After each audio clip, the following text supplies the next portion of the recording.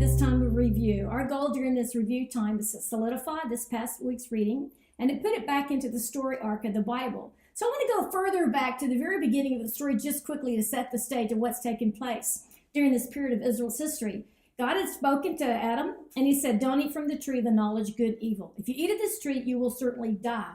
And so what God was promising is death would incur because of your eating for this forbidden fruit. And I don't think the couple thought about, what's going to happen if we eat of this fruit and we die, eventually die. We're going to have the next generation who are going to experience death. Cain's going to kill Abel, and then the world is going to be flooded by a global flood. One day, a famine is going to strike the earth. People are going to betray one another, people who descended from us. They never thought about exactly what death was because there was no context for death for them.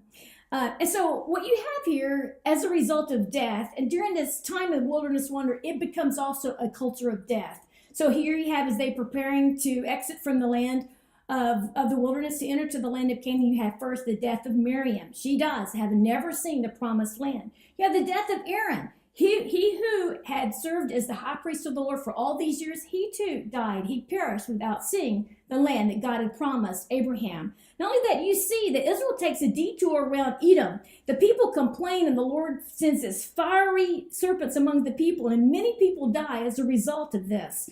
Then God commands, and we looked at this from Jennifer's video earlier, that God commands Moses to elevate a fiery serpent upon a pole to represent that which killed them, to represent that. And those who were bitten by these fire serpents, they looked at this in faith and they would not die. So everyone who had been bitten, who didn't look in faith towards this bronze serpent, they experienced death.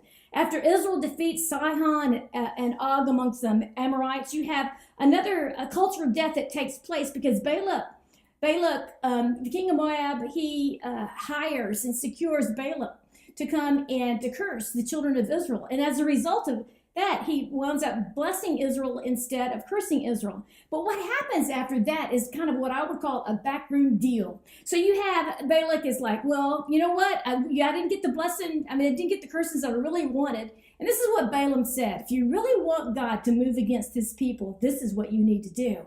He tells them to take your women, let them sashay into the camp, and let them seduce the men, and then God would be moved to judge his people. And that's exactly what happened.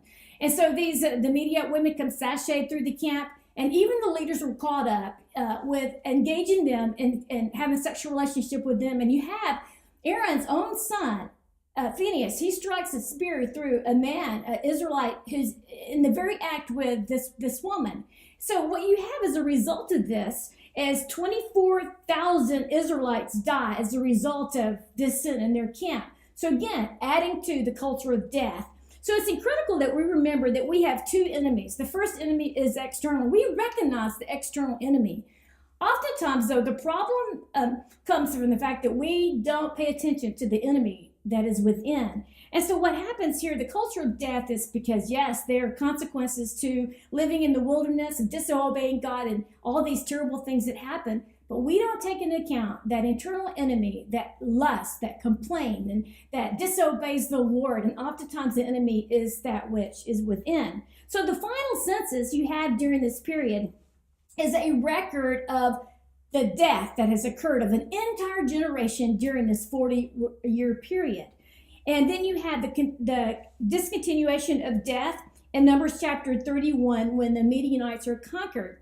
And Balaam is killed, and it talks about what takes place there.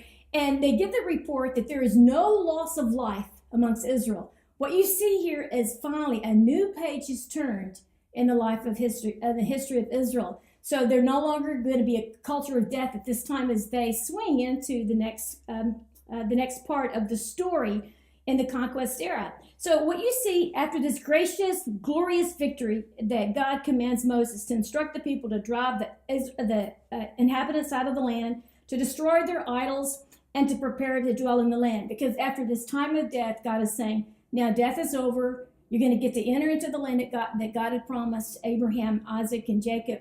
And you're going to flourish as a people if you continue to obey me. So I think that's pretty much all for this week, and we'll talk to you again next week.